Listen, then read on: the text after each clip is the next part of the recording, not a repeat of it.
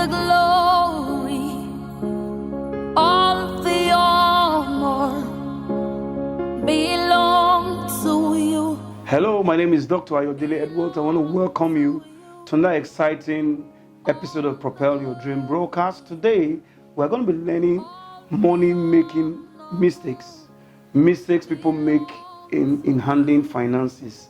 And it's my hope that as we go through some of these practical mistakes which many of us have made and we have learned from my experience, it will help you not to go that same line. And many of these things we'll be teaching has been based on research and based on books and what experts have discovered over the years. Now, the first money mistake we need to avoid today is to borrow money to start a business on interest.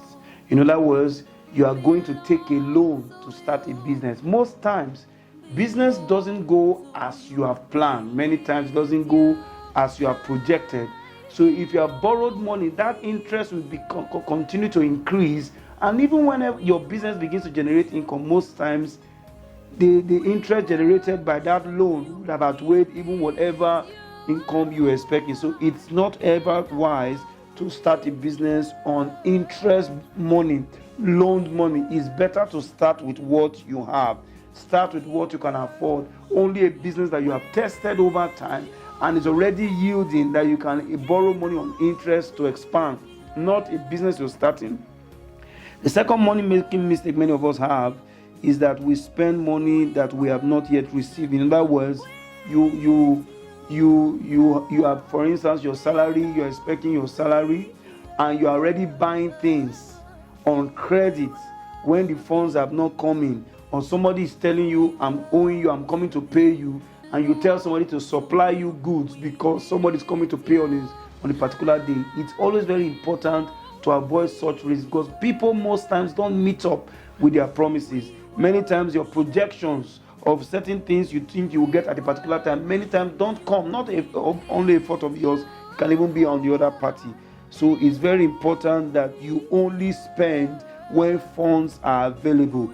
You avoid spending money that you have not yet received, especially on a promissory note, because people can fail in their promise. The third money-making mistake is if you want to get money, don't spend all that you have. Save from every income generated. That is the only way to generate a future.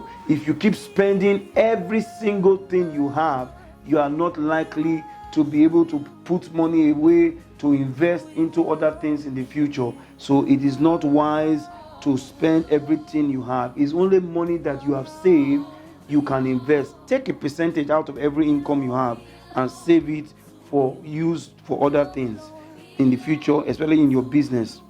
Now, I also want to say that when you need to ask for help, most times when you are starting a business, people are very skeptical when you are coming to beg or ask them money for a business.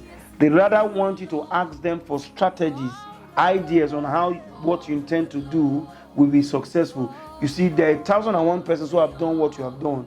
The best thing to do is not to go to them and ask them to give you a money to start the business that you have never tried before. Is to tell them to give you strategies because they've made mistakes. In asking them for strategy and ideas instead of money, they will end up giving you wealth of advice that could save you from ruin. And at the end of the day, some of them, when they see your passion, will might even end up even supporting you. And that thing you need to also learn in some money-making mistakes is to keep putting money away in terms of savings and you are not investing it. It's good to save, but you must actually have a plan because money kept in the bank, inflation takes over the profit from it, and whatever they give to you as profits from the bank as interest cannot really give you so much value. They've traded with your money over and over again. So what is wise to do? When you save, have a plan of how to invest that money in instruments like stocks, like bonds, like treasury bills, instruments of things that you know that when you put the money in, it can even be buying and selling. It can even be investing in somebody else's business because money kept cannot grow. It's only a seed that is planted that can grow. Another thing also that we need to learn is that never lend somebody your business funding.